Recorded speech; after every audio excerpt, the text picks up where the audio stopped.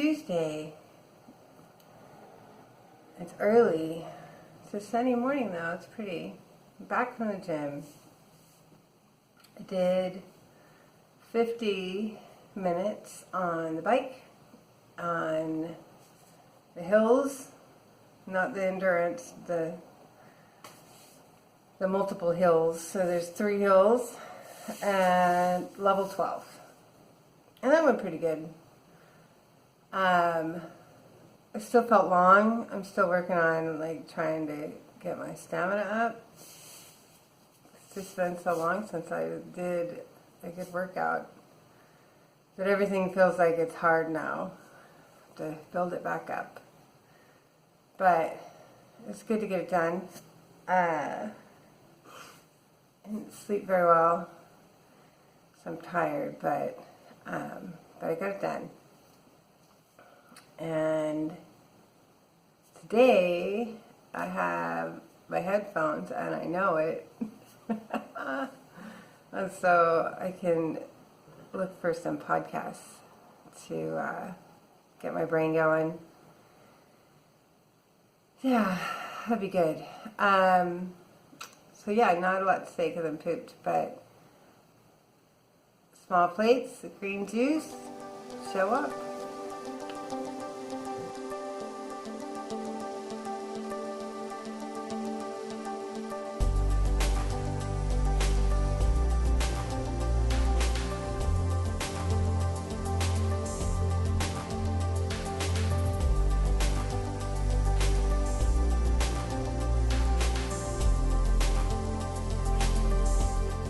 Hi, it's Tuesday after work, July 2nd. And it was a pretty good day. Nutrition-wise, well, in general, it was a pretty good day. I was starving when I got to work, and so I didn't wait for the kitchen to open.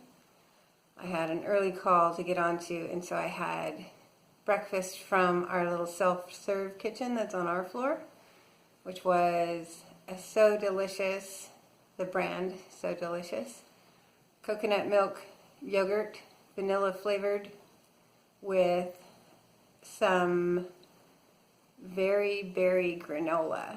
I can't remember the brand, but just a little bit of granola mixed into the yogurt because I learned that lesson. And then I had, when the kitchen opened later after my call, I had a green juice and a pluot, which is a type of plum. And they're red like a plum, but they're kind of speckly with golden speckles. And they have the same texture as like a plum, but they're a little bit sweeter. Anyway, they're delicious. I love them. And so green juice and a pluot, and granola and yogurt for breakfast. And then lunch is Taco Tuesday, but they didn't go like full on Taco Tuesday today. It was a little healthier than usual. They had a couple different kinds of soup. I don't eat their soups because I don't know what goes in them. And so I can't account for the calories, so I don't eat them. They look delicious. But they did also have a stewed beef tip. Spicy. It was good. And so I had that on a bowl of spinach with a couple slices of avocado, a chunk of roasted cauliflower, and 1 roasted little orange pepper. I think that's all that was in there.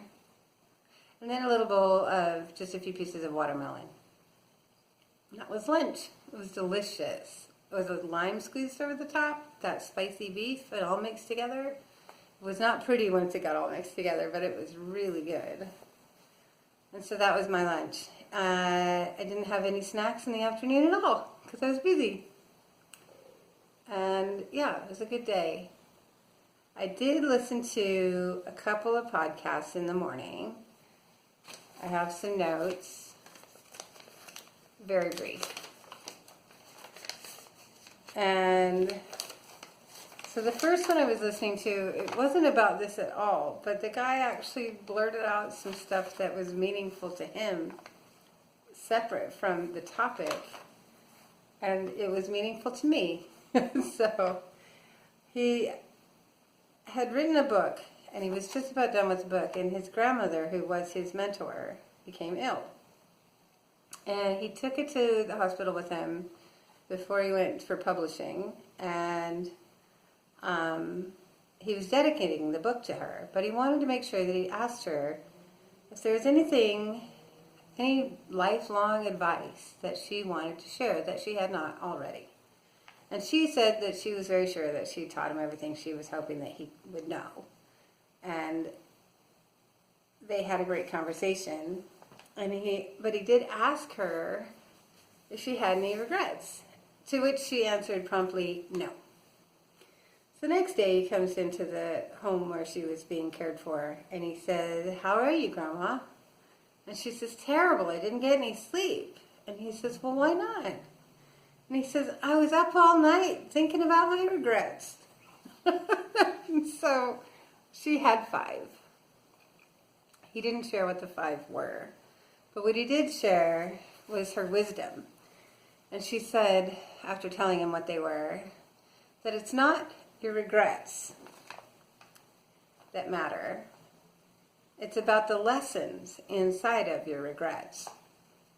So, if you regret something, if you have an experience that you regret, did you learn anything from it? And what did you decide to do from there? So you find yourself in an uncomfortable position. What did you decide to do about it? Did you she had two characters that she said would help her decide things. Did you let the parent inside you tell you what to do in the mature answer? Or did you let the little kid inside you tell you what to do? And she hoped that it was the little kid that got to decide. Because the parents always tell us all the things that they want us to do, but they're never the things that we really dream of doing.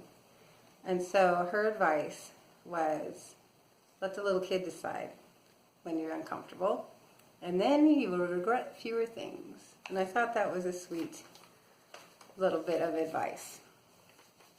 But then he went on to say, stop thinking that you're going to live forever, because you won't. And we all have all these ideas of things we want to do someday. So what if you had 3 years, 36 months? What would you fit in there? What would you absolutely have to make sure you did? And why don't you just get started? And I liked that a lot, especially in my context right now.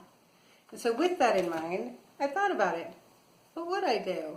And one of the things that I've been talking about doing and mulling is writing. And this experience that I've just gone through has a whole lot in it to write about. And I do enjoy writing, actually, quite a lot. I haven't done it for many years, but I used to want to be a writer. The exercise of writing helps me process. And so I started writing on my lunch. I wrote something. And I like it. I think I'm going to keep doing it. I don't know where it will go, but even through the process, I will feel better. And it'll be one less thing I can regret. So that's all I have for today. I'm going to make a stir fry for dinner with a little bit of pork. And maybe I'll write some more. We'll see. I think I already know what chapter 2 is going to start with. So we'll see. That's it. See you tomorrow.